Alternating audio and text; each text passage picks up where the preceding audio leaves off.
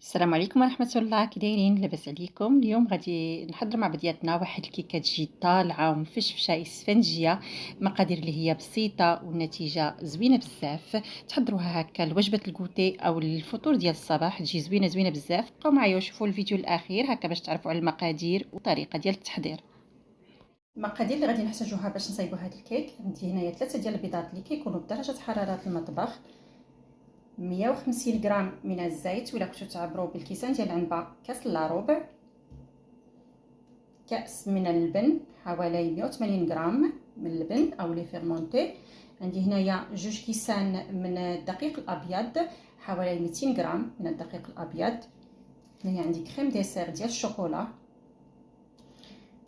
30 غرام من البودره ديال اللوز، ساشي ديال الفاني، 2 ساشيات من الخميره الكيماويه، وهنايا عندي 100 غرام من السكر سنيده. دابا غادي ناخذ واحد البول نوضع فيه البيض، غادي نضيف هنايا واحد قبيصه ديال الملحه، شي شويه هكا. انا ديما كنضيفها للحلويات.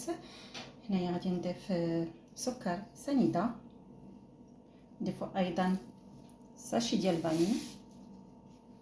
غادي ناخذ الضراب اليدوي او لا فوي ونضرب هاد العناصر مزيان.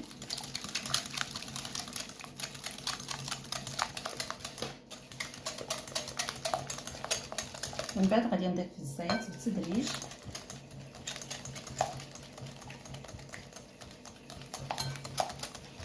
ونخلط الكل.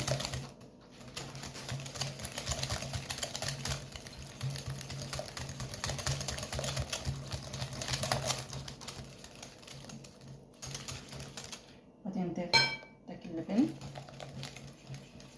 هكا شويه بشويه.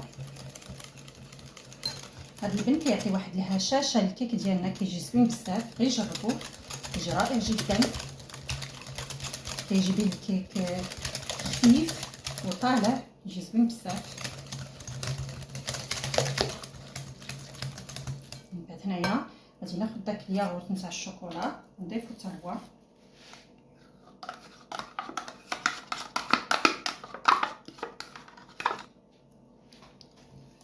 نخلطو مزيان.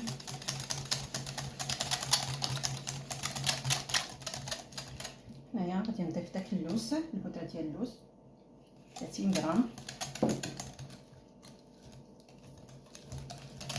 حوالي 2 معالق كبار من البودره ديال اللوز.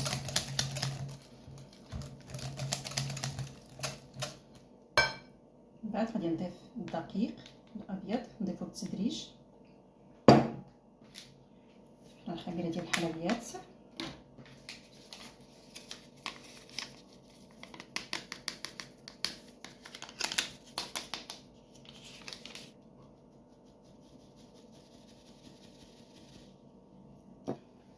نخلطو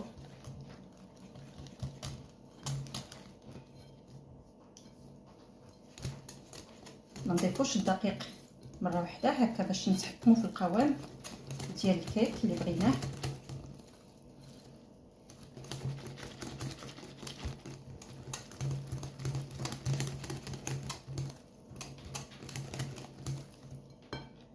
هنايا مازال باقي لنا خفيف، غادي نضيفو الكميه المتبقيه من الدقيق.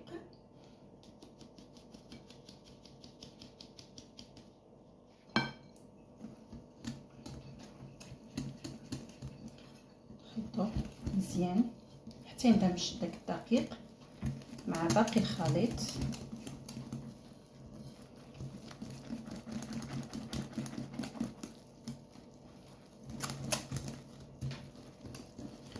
هذا هو القوام اللي خاصني نتحصل عليه. شوفوا هنايا كنكتبوا هكا 8 كتبقى عندنا.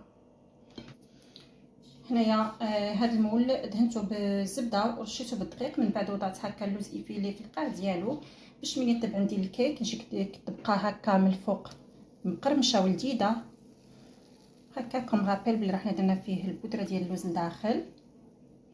نصبو فيه الخليط هكا، نرفعو يدينا الفوق باش يتهوى عندنا داك الخليط ويجينا الكيك ناجح. هنايا غادي ندوز ندخلو الفرن، يعني شعلته من قبل على 180 درجه، النار دايرتها من الفوق ومن التحت، عندي فرن كهربائي.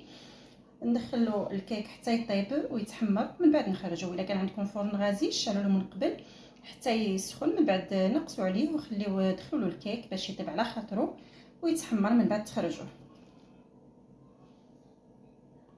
الكيك من بعد ما طاب خرجته من الفرن وخليته حتى برد مزيان، عاد باش ديموليتو وزينته هنايا بالخطوط ديال الشوكولا اللي ذوبتها، زدته جماليه مع داك اللوز ايفيلي، المنظر ديالو جا غزال، وكما كتلاحظوا جا طالع، جا زوين بزاف.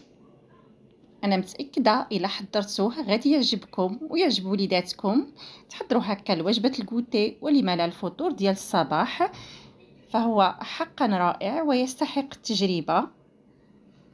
وهنايا غادي ندوزو باش نقطع لكم مورسو، تشوفوا كي كيجي من الداخل، كيجي على هذا الشكل، يجي رائع جدا، مهوي ومفشفش اسفنجي، والمذاق ديالو زوين بزاف.